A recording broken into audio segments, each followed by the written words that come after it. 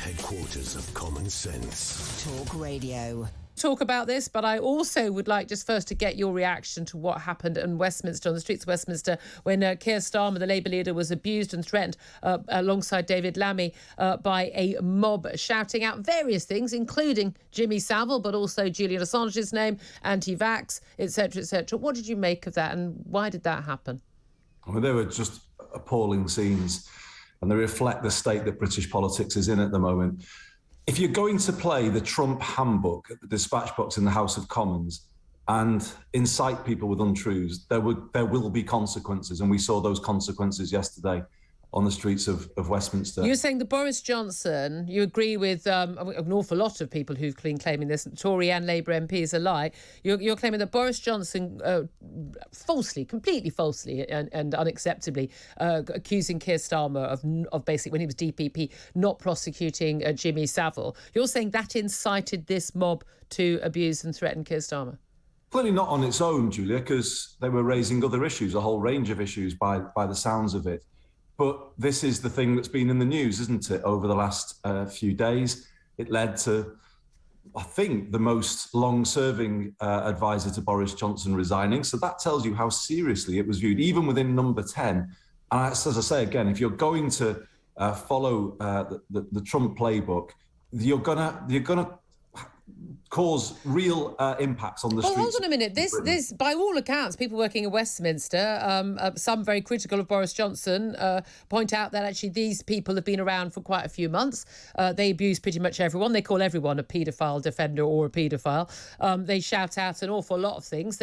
I heard the words Julian Assange more than I heard Jimmy Savile on one of the videos of this attack. They're anti-vax. They're far left, rather interestingly, rather than far right. Piers Corbyn, one of the leading anti-vaxxers in the country, he joined them later on. How on earth does that, if these people have been around for months, they've been haranguing people for quite a long time, including people like Nick Watt, the BBC Newsnight journalist, how on earth does that mean that they were incited and stirred up by the Prime Minister?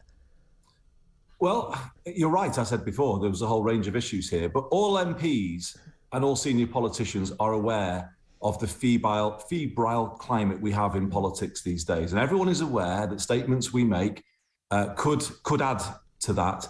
There's not a single person in the House of Commons who isn't aware of that. Yep. And when you're the Prime Minister and when you're at the dispatch box, your words carry extra weight, Julia. I thought what he said was appalling, and I think it was totally inappropriate and totally unacceptable.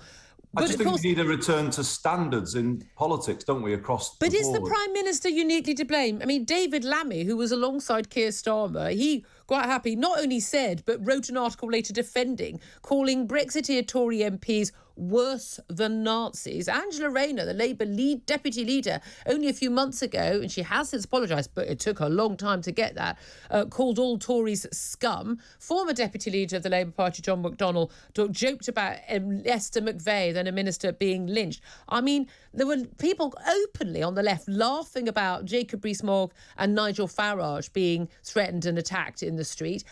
Yeah, with all due respect, I'm not sure Labour are on very solid ground here. Well, if I was to come on and just to ignore all those things that you've just read out, I would be accused of double standards, and rightly. And I'm not going to do that, Julie, because I called out some of those things and said I wouldn't have done those things. So I did say that at the time about those incidents as well. And I'm saying it about this one now. And that's why I say all politicians need to have a look at themselves, the language and the words that they use. People know the climate that's out there. They know it's possible to get short-term advantage now by saying something controversial that will kind of get people right up there on social media. And actually, it's not just at the national level, to be honest. Yeah. We see local politicians, local Tories here in Greater Manchester, kind of campaigning against their own government's policies. You know, there's a swirl of misinformation, and I'm afraid politicians are fueling it. They are adding petrol to these these flames. And Julia, it is only a matter of months since a British MP was murdered. When are we going to, all of us, step back, look at what's happening, get back to a position where politicians deal in accurate statements and are respectful of each other and deal with the issues like rail investment in the north of England, we'll be discussing at the Convention of the North today. Let's do that right now. By the way, hear to all of that. So look, many of the mayors across Northern England, you've worked together very well over recent years to sort of try and push for the development, the investment, and indeed, anti-lockdown policies, which only affected northern cities as well. The Integrated Rail Plan was published in November 2021, and it wasn't what a lot of people expected it to be. What do you want changed? Well, it's always true. Today is a counterpoint to everything I've just been describing. Today, the north of England will gather in Liverpool, and I'm talking across the political parties, across the different geographies, and we are as one in putting forward a positive vision for what the north can be. We'll welcome Michael Gove to the event today, and many of us welcomed parts of his white paper last week. But there is a major sticking point, and it's rail investment. 7 years ago, George Osborne came to Manchester and promised the north of England Britain's third high-speed railway, and it's never been delivered. And it's these kind of big promises not being delivered is also part of the problem in our politics at the moment. What we're going to say to the government is quite simple. They brought forward a plan, as you say, for half a new line in their integrated rail plan. And no one in the north, I don't find anybody here who supports it. No one has got anything good to say about it. And they dismissed the plan that the north had backed, which was the Northern Powerhouse Rail via Bradford. But it has since emerged that the government has not done a levelling up impact of this policy. So it's flagship policy, and it hasn't even considered the levelling up impact for it. It clearly is flawed for that simple reason. And we're saying to the government today, reassess these two options, the North's preferred option, the government's preferred option, against the levelling up impact of both. And the one that levels up the North most with the South, that is the one you should go with. It is utterly bizarre, I think, to most people, whether they live in the North or the South or East or West of this country, that huge amounts of the taxpayers' money should be spent on any infrastructure project which isn't actually wanted by the people who are supposedly going to benefit from it. Well, here, actually, if you ask people about rail, they will say to you they do want better west to east rail infrastructure, because we've got Victorian rail infrastructure in the north, and that is why our trains are often in complete chaos and overcrowded, certainly overpriced.